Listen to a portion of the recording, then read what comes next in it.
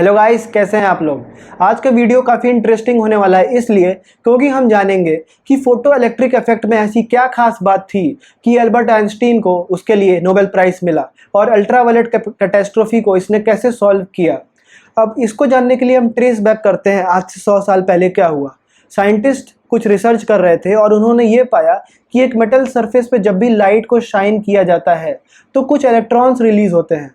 अब इसको आगे कैरी फॉरवर्ड करते हुए उन्होंने कलर चेंज करने की सोची और इस बार वो लेकर आते हैं एक रेड लाइट।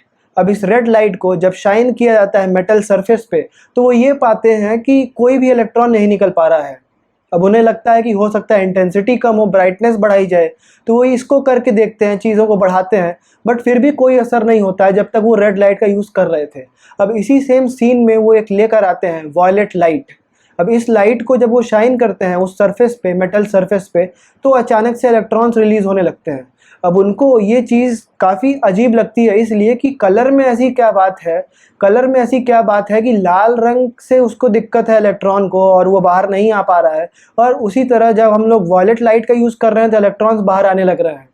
तो इस चीज़ को लेके साइंटिस्ट काफ़ी परेशान थे कुछ सालों तक। जब आइंस्टीन आगे आते हैं अपने फोटो इलेक्ट्रिक इफेक्ट को एक एक्सप्लेनेशन के साथ आगे लेकर आते हैं और उसको प्रेजेंट करते हैं और समझाते हैं इस चीज़ को एक फ्रीक्वेंसी के टर्म में, फिर गड़बड़ा गया। साइंटिस्ट काफ़ी सालों तक इस चीज़ को लेकर परेशान थे जब तक कि आइंस्टीन आगे नहीं आते हैं अपने फोटो इलेक्ट्रिक इफेक्ट को लेकर।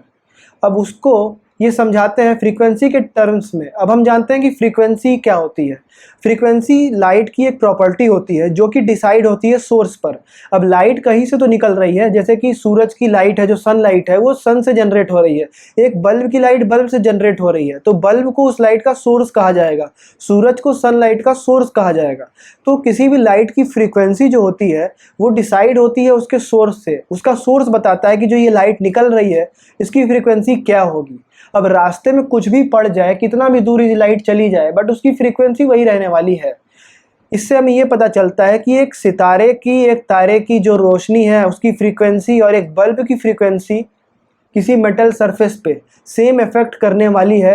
ये मैटर नहीं करता कि वो कितने दूर से आ रही है, ब्राइट या डिम है, उससे बहुत कम फर्क पड़ने वाला है। डिपेंड ये करता है कि फ्रीक्वेंसी क्या है। अब एक लाल रंग की फ्रीक्वेंसी कम होती है एक वॉयलेट रंग की फ्रीक्वेंसी से। जब हमने स्पेक्ट्रम्स देखे, हमने आगे स्टडीज़ की, तो हमने ये बात को जाना कि फ्रीक्वेंसी अल्ट्रा वायलेट जोन की ज़्यादा होती है, इंफ्रारेड या फिर रेड कलर की जो फ्रीक्वेंसी है वो वॉयलेट कलर की फ्रीक्वेंसी से कम है, और ज़्यादा फ्रीक्वेंसी चाहिए होती है इस इलेक्ट्रॉन को इजेक्ट करने के लिए। अब क्यों एक बैरियर था जिसे पार करना हुआ इस इलेक्ट्रॉन को, इसको हम समझेंगे एक एग्जाम्पल के द्वारा।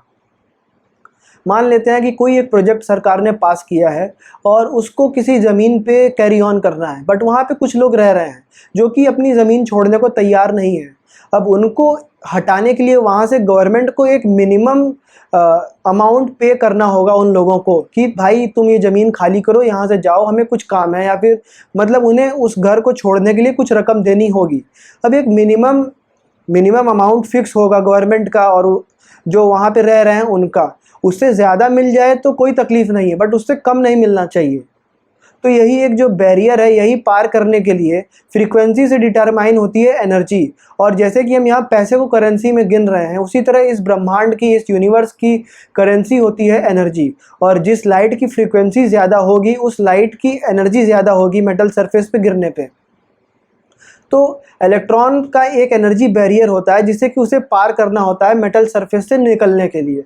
अब अगर लाइट उतनी एनर्जी प्रोवाइड कर पा रही है उस इलेक्ट्रॉन को, तब तो वो इलेक्ट्रॉन छोड़ देगा।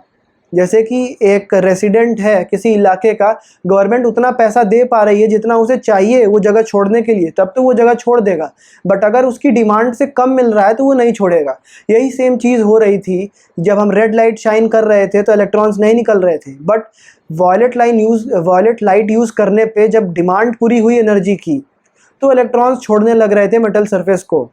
और यही था फोटो इलेक्ट्रिक इफेक्ट। और फ्रीक्वेंसी की जब बात आई तब ये बात और सामने आई कि लाइट का नेचर जो होता है वो सिर्फ वेव नहीं होता है।